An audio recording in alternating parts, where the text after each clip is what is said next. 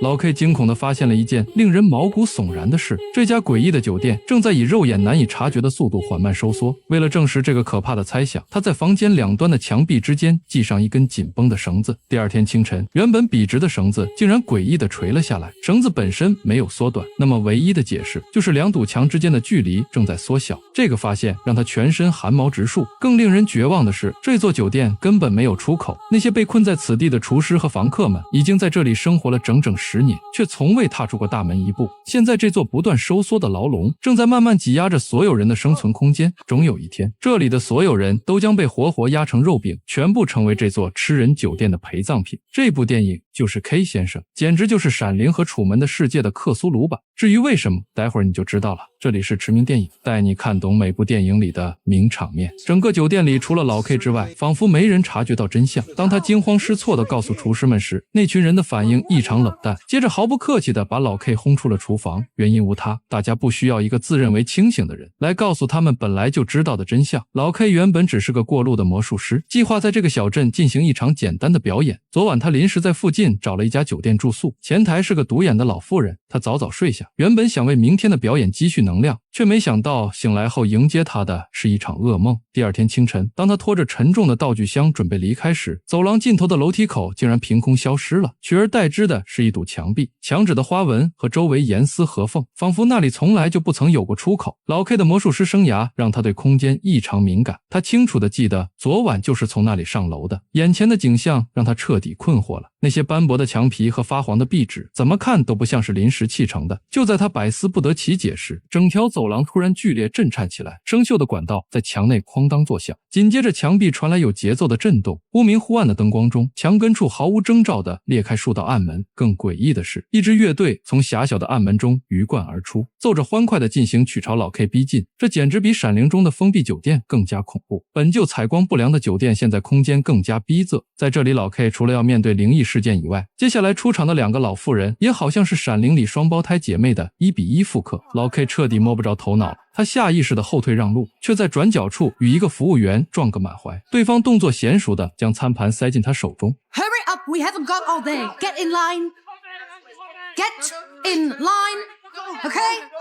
Tempo. 就这样，老 K 稀里糊涂地应聘上了酒店后厨。领头的胖女人不由分说地把他拽进厨房，一股浓郁的蛋腥味扑面而来。整个厨房除了忙碌不停的厨师外，简直就像个疯狂的蛋类加工厂。传送带不停歇地运送着各式各样的蛋，鸡蛋、鸭蛋、荷包蛋等等各种蛋，它们排着队滚进厨师们手中，被煎炒烹炸成各种菜肴。还没等老 K 反应过来，胖女人就粗暴地往他身上套了件围裙。被胖女人钦点过的老 K 和其他人完全不一样，其他厨师投来嫉妒的目光，仿佛他这个新来的抢走了什么宝贵的机会。在这座诡异的酒店里，就连在后厨打杂都成了令人眼红的差事。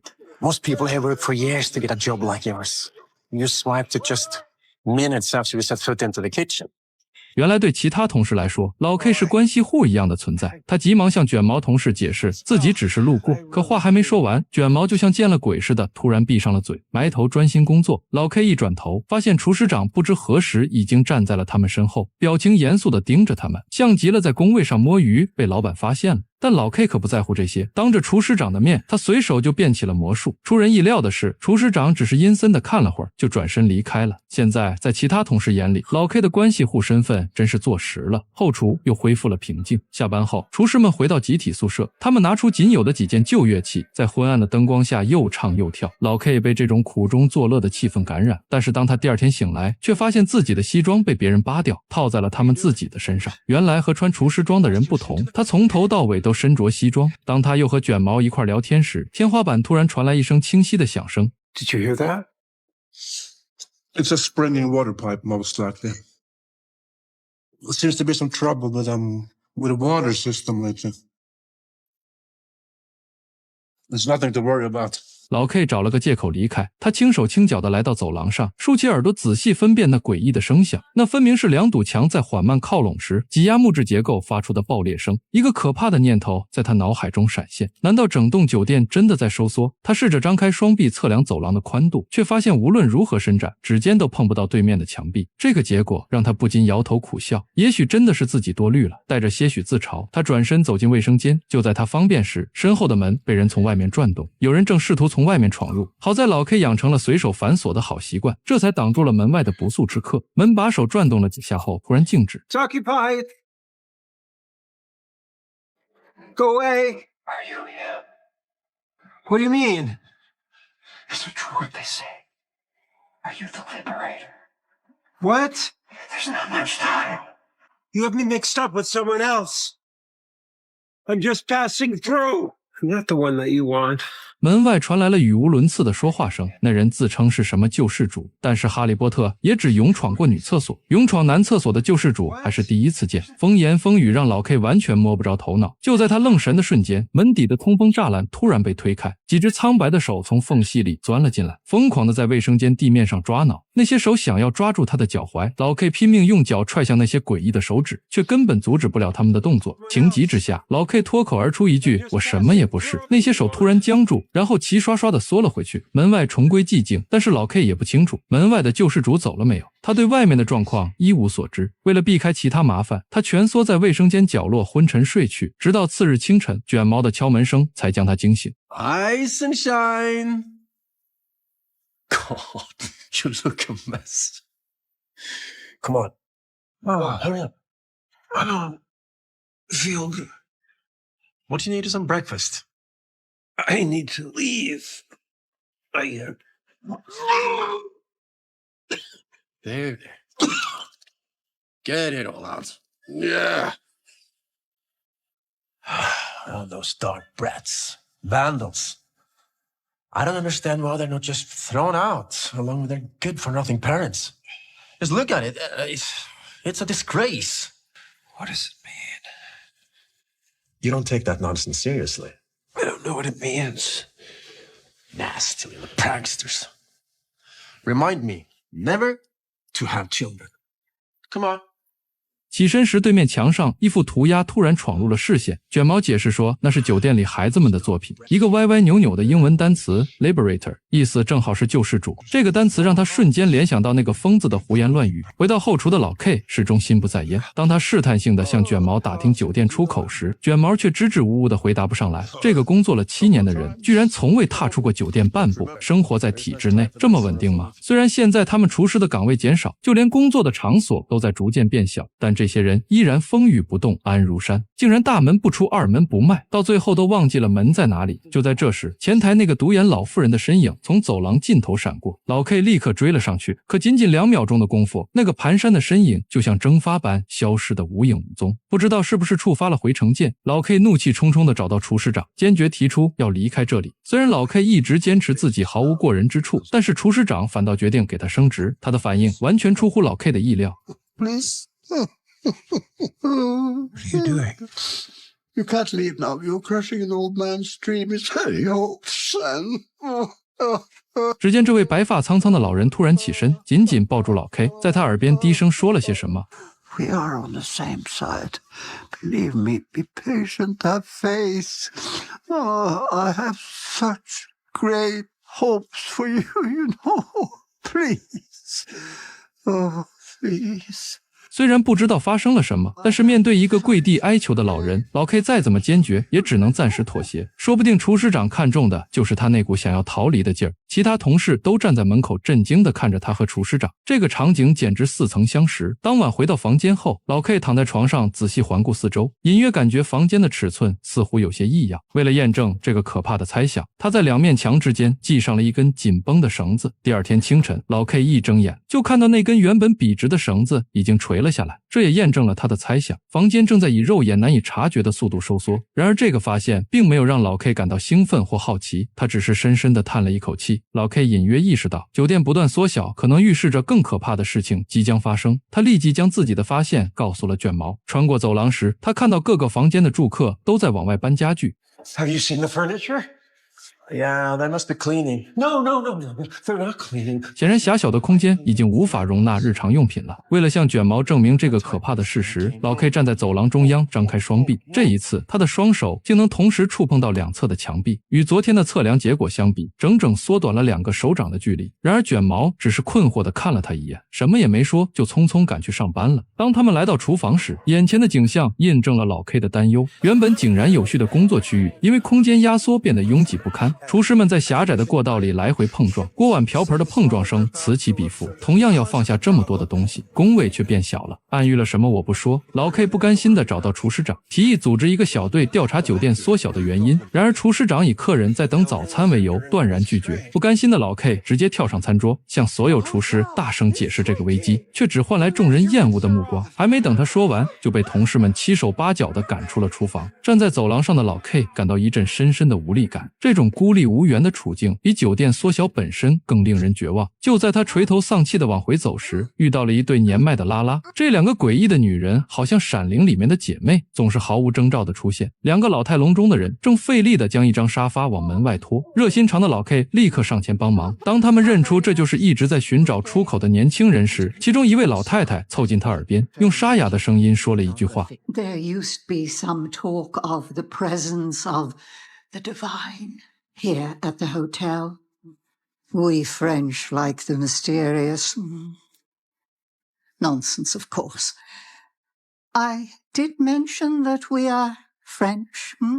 什么奇迹？老 K 听得一头雾水，只当是这对老妇人的胡言乱语。他回到房间，交响乐队依旧在走廊里演奏，厨师们用锅碗瓢盆敲打着相同的节拍，就连水管和窗框都在以完全一致的频率震颤着。三种声音诡异地交织在一起，形成令人头皮发麻的共鸣。即便老 K 死死捂住耳朵，那魔音般的声浪还是无孔不入地钻进他的大脑。更诡异的是，透过门缝他瞥见那个独眼老妇人正在翩翩起舞，而刚才那对老蕾丝边则相拥而立，跟着节奏哼唱起来。这时四周的窗户因墙体挤压而接连爆裂，玻璃碎片如雨点般坠落。老 K 起身后朝外面的天井看去，无数窗户此起彼伏地炸开，冲击波将他再次掀翻在地。死亡的紧迫感终于战胜了恐惧，他必须立刻行动，否则迟早会被这座活体酒店活活挤死。他开始在走廊墙壁上做标记，试图绘制一幅逃生地图。然而当他撕下一块剥落的墙纸时，眼前的景象令他血液凝固。墙纸下并非是砖块，而是盘根错节的肉质触须，它们在墙体内部缓缓蠕动。这是克苏鲁电影的经典表现手法，因为越清晰越不恐怖。克苏鲁本体很少全貌展现，当人们的日常认知被颠覆的那一刻，这才是真正的绝望。比如克苏鲁的开山鼻祖，克苏鲁的呼唤中，深海城市的阴影浮现，强忍着恶心，老 K 小心翼翼地按了下去。这团令人作呕的触须立刻凸起有了反应，仿佛能感知到它的触碰。老 K 抄起金属餐盘，用锋利的边缘狠狠切向那团凸起的肉块。随着一声刺耳的尖笑，整座酒店剧烈震颤起来，灯光疯狂闪烁，水管爆裂，仿佛是这座房子受到了伤害。老 K 跌跌撞撞地冲回房间，前脚刚踏进门，后脚那个独眼老妇人就出现在被他划伤的墙前。他抚摸着那些受伤的触须，嘴里念念有词。更诡异的是，他的房门上不知何时被人用红色颜料写下了 Liberator。 推开门，眼前的景象让他目瞪口呆，几乎所有的房客都挤在他的房间里。被鸠占鹊巢的老 K 只能无奈地躺在走廊地板上入睡。半夜墙纸突然剥落，像一床薄被轻轻盖在他身上。第二天清晨，刺耳的电话铃声将他惊醒。老 K 一个箭步冲进房间，满怀期望要接过电话，这可能是他逃离的最后机会。然而离电话最近的年轻人却抢先接起，说了句打错了就挂断电话，完全无视老 K 声嘶力竭的抗议。愤怒终于战胜了理智，老 K 直接抄起拖把，将这群不速之客通通赶出房间。当最后一个人被推出门外，他背靠着门回头看去，房间已经明显缩小了一圈。他之前精心绘制的酒店构造图早已在刚才的混乱中被撕得粉碎。老 K 变得有些麻木，他瘫倒在变形的床垫上，目光呆滞地盯着天花板。突然头顶的吊灯开始诡异的旋转，接着毫无预兆的坠落，在他身旁摔得粉碎。老 K 惊魂未定地抬头，只见灯座处露出一个圆形的缺口，那对老蕾丝边的脸从洞中探出。这种跳脸镜头真是要害死人了。他们知道老 K 在寻找出口时遇到了麻烦，不断安慰鼓励他，告诉他不要放弃希望。但此刻的老 K 已经心力交瘁，他麻木地听着那些鼓励的话语。 Maybe the exit is in here. No.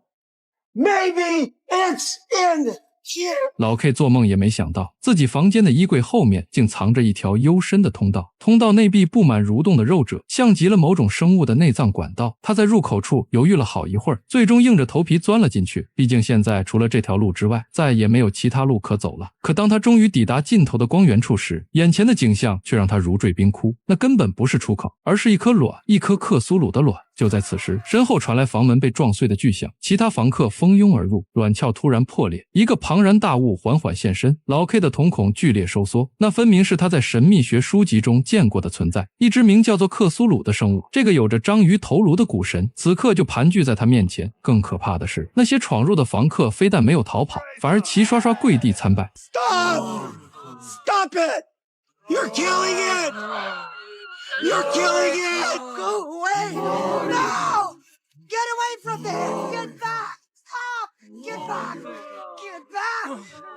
面对这超乎常理的生物，老 K 心中竟然不觉得害怕，反而涌起一股对新生命诞生的纯粹感动。当他将手轻轻贴在卵泡上时，能清晰地感受到克苏鲁生物的思想。原来整座酒店本身就是一个活体母巢，为了孕育这颗神圣的卵而不停收缩空间，所以才会出现酒店变小的诡异情况。疯狂的房客们接二连三冲进通道，他们践踏着触手，每一下踩踏都让克苏鲁发出撕心裂肺的惨叫。老 K 在电光火石间做出抉择，为了从房客们手中救下克苏鲁，他用尽全身力气将巨卵推出通道。等他再睁开眼，发现自己出现在海洋深处。克苏鲁来到他的身后，用触手紧紧将他包裹，把他带向了海面的亮光处。这部电影表面讲的是怪物酒店，其实说的是我们每个人的生活困境。想象你住进一家奇怪的酒店，走廊天天变窄，房间越来越小，但所有人都说这很正常。你想找出口，前台永远没人；你想求助，别人都觉得你大惊小怪。听懂隐喻以后，这不就是我们熟悉的日常吗？我们就像住在会缩小的房间里，公司的 KPI、社会的期待都在无声地挤压着我们的生活空间。你以为换个工作、搬个城市就能解脱，结果发现到哪儿都逃不开同样的规则。最可怕的是，身边人都已经适应了这种窒息感，还把挣扎的你当成异类。当主角最后发现整栋酒店就是个孕育怪物的子宫时，我们是不是也该想想自己每天996的生活到底在喂养着什么样的怪物？不是所有电影都有现实的结局，但是每场恐惧都有真实的源头。我是驰明，我们下一部电影再见。